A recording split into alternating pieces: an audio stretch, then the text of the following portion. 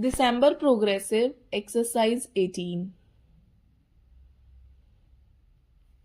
I have great pleasure in welcoming you to this seminar to discuss the contribution of Gandhian outlook and techniques to the solution of tensions between and within nations. I am particularly happy that so many distinguished men and women from so many countries have responded to our invitation. The subject for their deliberations is one which is of overriding importance in the modern world and immediately concerns all individuals of all nations. When the Indian National Commission for Cooperation with UNESCO met for the first time in 1949, it resolved that steps should be taken at an early date to consider the Gandhian doctrines and their relevance to the problem of achieving world peace.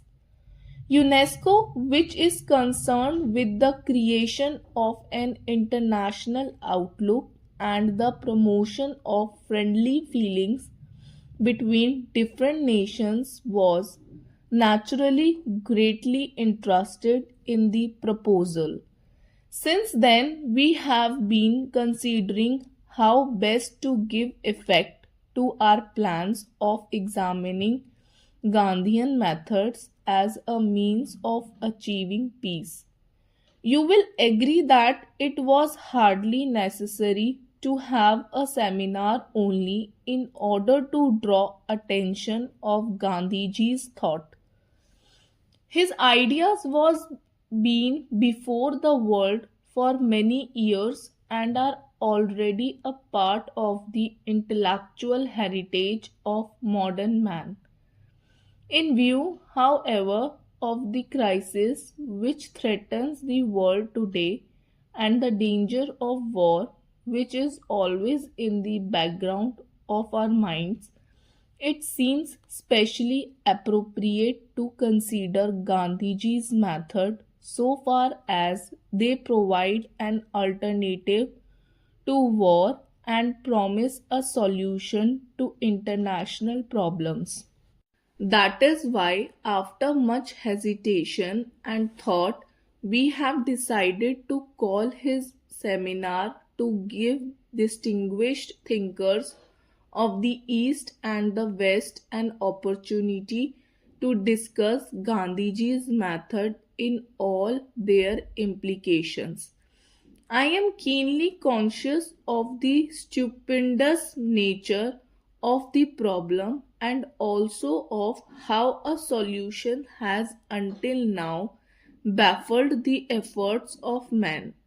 It is therefore in a spirit of humility that we have organized this seminar in the hope that the cooperative efforts of thinkers from so many countries may throw some light on our pressing problems and suggest some method of dealing more satisfactorily with the problems of war and peace.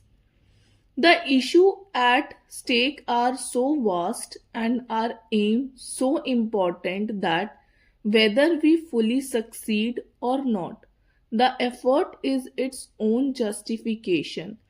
This we have to understand now. The progress of science itself makes it the more urgent to find a solution to this problem. In the past, wars were often due to the fact that man's lack of knowledge did not permit him to utilize to the full the resources of nature.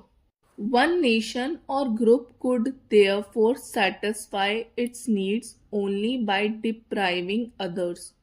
If food or fodder was scarce, the only means of overcoming this shortage lay in forcible occupation of the fields or pastures belonging to others. Today, the progress of science has created conditions where all legitimate demands of man can be satisfied. We can now live in an economy of plenty rather than one of want. Secrets of nature have been revealed one after the other, and those have made available to man the immense wealth of her hidden resources. The tragedy of the situation, however, is that this increase of knowledge and mastery over nature is being used not so much for the constructive purposes of society as to enhance man's power of destruction. The energy of the atom has been unlocked, and this can bring within the reach of all comfort and plenty. We are, however, concentrating on the use of atomic energy mainly to create terrible engines of destruction.